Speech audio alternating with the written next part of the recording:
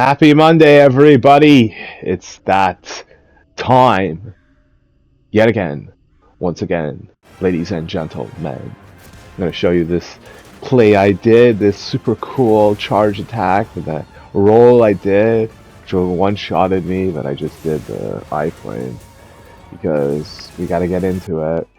See, when you're exposed to enough like conflict and like I wouldn't say propaganda. I would say events unfolding, which would muddy your judgment a little bit. Like you form biases.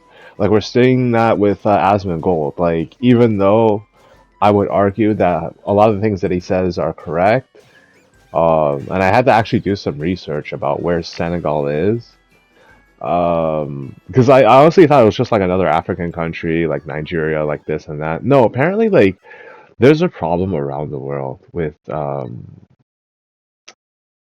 basically a kind of supremacy that we're starting to see materialize in Europe, but it's mostly landlocked in Africa.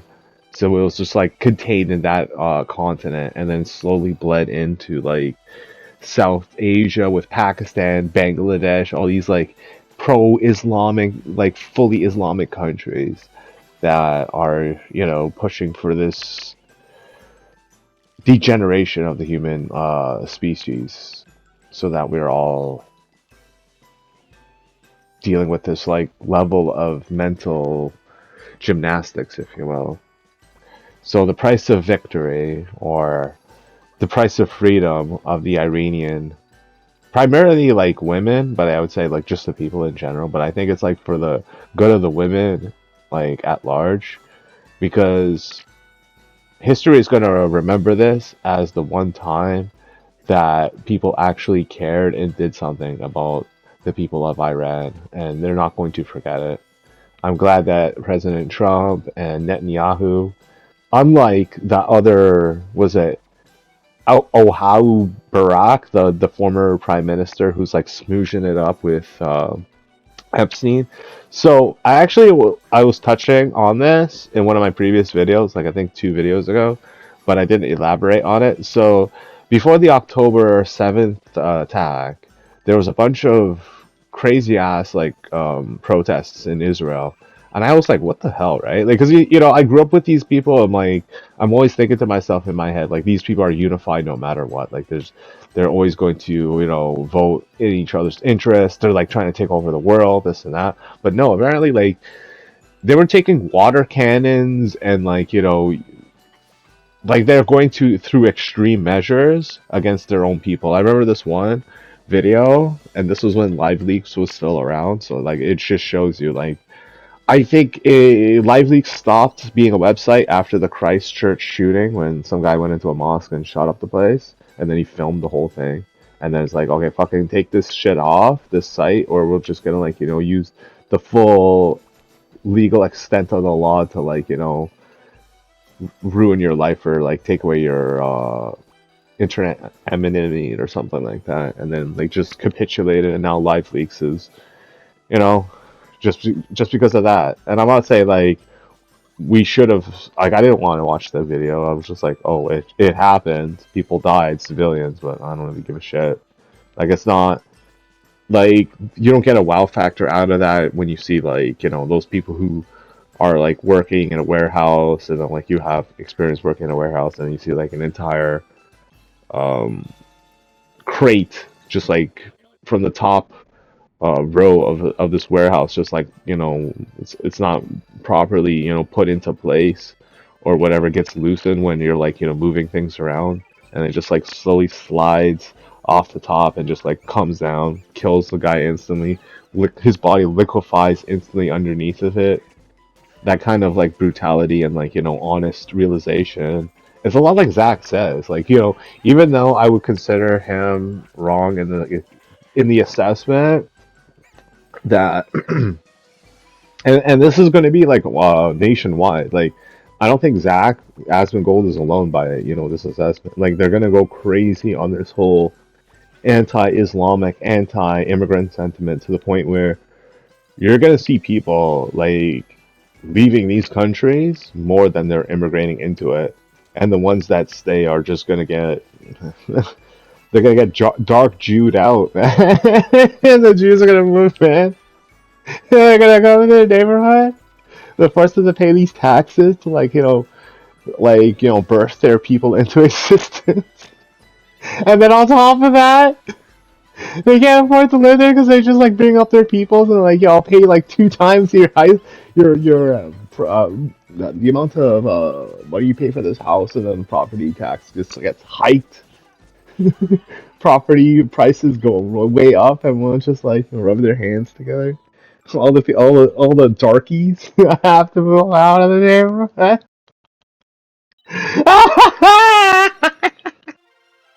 Yo, I bet you like Drake is probably like hearing this shit. Like he watches my own channel on the low. And he's like, yo, why are you bringing this shit up for? Bad memories, man. I'm the darky. It was me. Oh, dog, I grew up with these people, so I know what that's like. But on the real, um, fuck, what was I even talking about? Oh,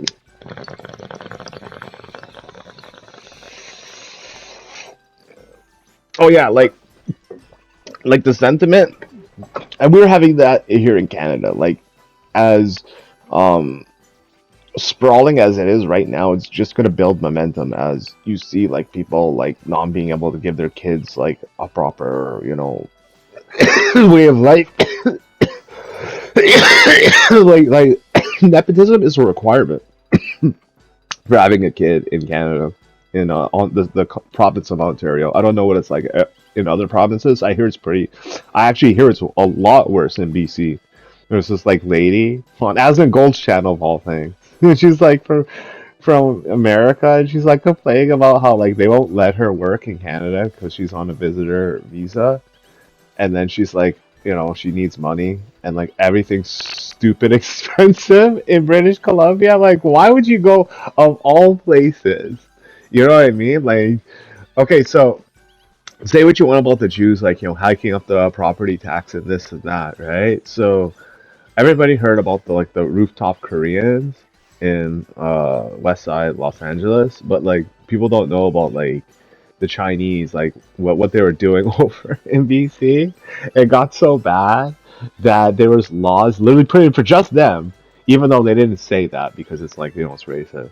But Justin Trudeau, of all people, is the one who did it. And he's like, yo, all right, that's it, you fucking Chinese immigrants. I'm not going to say that. You guys can't own property. It was specifically for that because they were coming in, they're buying up these houses, they're only selling it to their peoples. Like, they were like, inflating the prices so that, like, people who were like looking to buy properties, like, they were just you know, same thing that the Jews were doing in Jersey. It's the same thing that like all these groups are doing. I wouldn't be surprised that the Somalians or other ethnic groups like Pakistanis in Birmingham, like they're homesick, so they like fucking start littering like fucking crazy. And they're fucking crazy. Yo, it reminds me of Pakistan. Check this shit out. Literally, it's over there. I just stepped in it. And they hate the dogs because they probably like want to have sex with dogs. Yo, when you come on Azure News, this channel, you know for a fact I'll be talking mad amounts of smash, mad amounts of trash. That's what I'm all about. Unbiased, man. Commercial free. I will probably, if I get popular enough, this is why I don't want fucking followers and like people subscribing too much. This is like, oh shit, this guy's like past like 100,000, whatever, subscribers, and they fucking start putting on commercials, and I'm not making any money off of it. I'm unmonetized, so it's like, oh okay, so that's how it is, huh? You like this racist shit? All right, cool. Put like fucking 50 commercials on your like 20-minute videos. Commercial every like 30 to 15 seconds. People like just fucking click off the video. It's like, no, this ain't worth the ad block to watch this. No, fuck that. But where we have to like address this problem of xenophobic like racism that's coming out of, I wouldn't say predominantly the Americans. I would just say like in general, all the people who are predominantly Caucasian who feel slighted that their governments, that their media, by extension, like pretty much everybody is favoring outside groups, outside interests over theirs, and they're very much correct in this assessment because you'd have to be naive to think otherwise. Now, let's discuss the whole repercussions of this war, right? Now, I said that, and I didn't want to be right about this, and and again, like, no offense to the Iranian people, you deserve safety, you deserve security, and I understand that this is a necessary uh, consequence of war. But we're gonna need boots on the ground. We're gonna need people in the country of Iran to stabilize, to help protect the Shah, Javid, protect the people. Yeah, and they're probably gonna need to be there for like a year or two. Yeah. So this is the way things are, and the primary reasons why I'm saying this is because of Russia's stance against Iran, and then like what they are saying afterwards, and all these. It's very much a social centric news cycle that is fabricated by these propagandists, these socialist propagandists. Hassan very much included in this, onslaught of. Let's just be honest about it. These are subhuman beings. These are people who look at the very obvious hardships of people and play it off because it doesn't serve their political agenda, and that kind of dehumanization, like what I mean, like okay, you could argue that watching I don't know, leftists, just shit happening to them getting arrested or like getting beaten up is funny, haha, whatever, right? But like you have limits to that. Like you're not watching or hearing about people getting killed and stuff.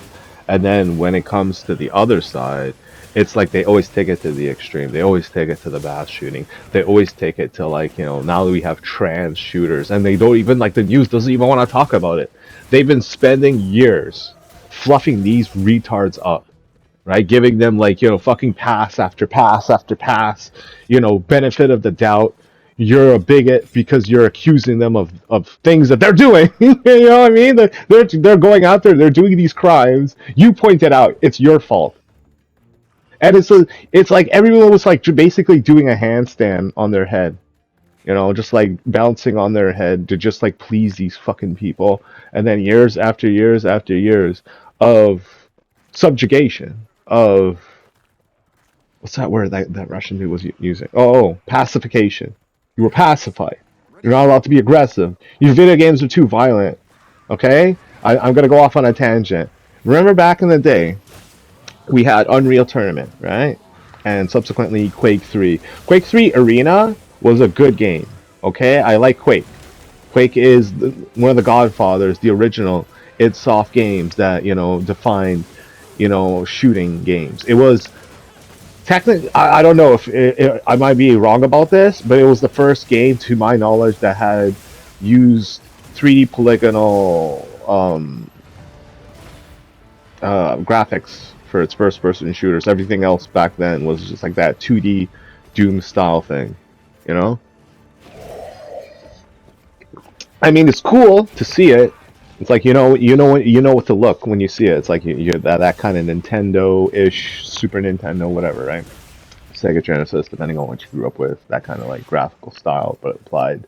You had like the 3D levels, but like and then you had Quake 2, and then you had Sin, and then you had Requiem, Avenging Angel, and then you had what was it?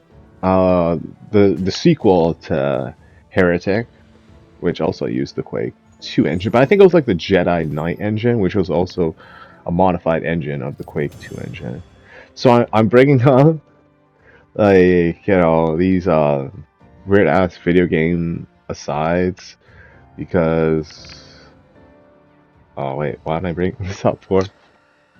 Yeah, like I was saying, I just had to like, play that back to just realize that I was talking about the differences in game design.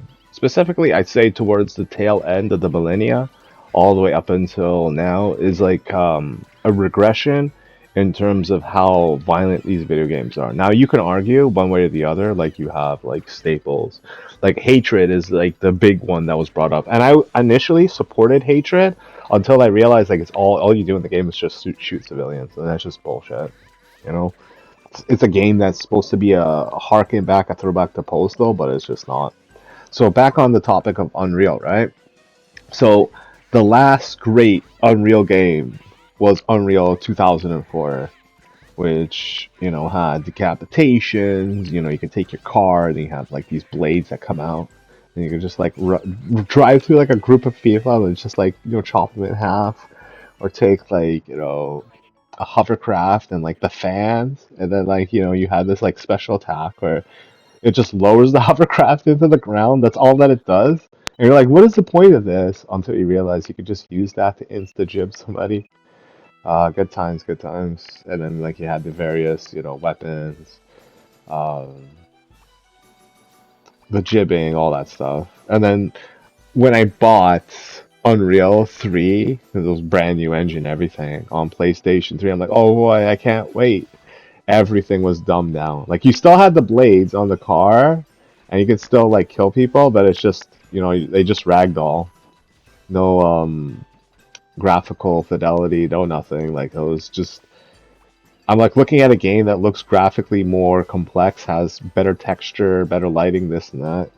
But then I noticed it then. I was just like, why does it have to be like this? And I thought to myself, well, maybe it's just because it has to be on a console or whatever. And then I checked on the PC version, the same shit. So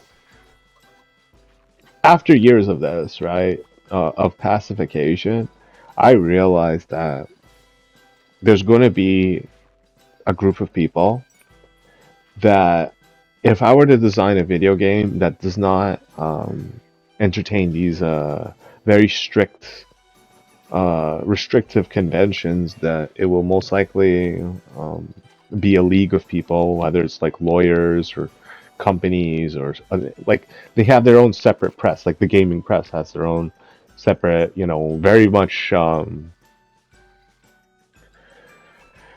biased and untrustworthy press that will try to bury my game. And as far-fetched as that would seem to like say, all it takes is a look at what happened in Iran with these like mullahs losing power, uh to just see like this is what's going to happen, this is what's going to be the end result of it. So in well, all around the world, there's like, protests. Mostly the Iranian people are celebrating. They're like dancing, doing their like, ethnic dancing, belly dancing, whatever, right? And everyone's just like, happy for them, cheering them on. Or so we would think, right? You got haters. And this is the surprising thing, right? So in the UK, you have people who are in parliament who like even though they're working for the government, supposedly the interests of the United people of the United Kingdom, they're not. They're like straight up Islamic, fundamentalist, radical, like incel ass motherfuckers. And it's kind of funny how you look at the Ayatollah and the people around them, and like you see them like these pictures and shit, and you see some of these guys, right?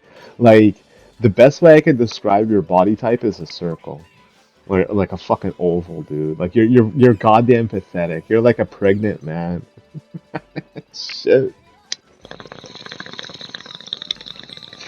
And you know what I mean? Like the kind of weak ass people and men who idolize fuckers like that, who just like chin check the entire human race. We're like, we all got a weak ass bitch like that, man. Fuck up out of here, man. Fuck up out of here, right? And I bring that up because it's like, so these people are like in the government.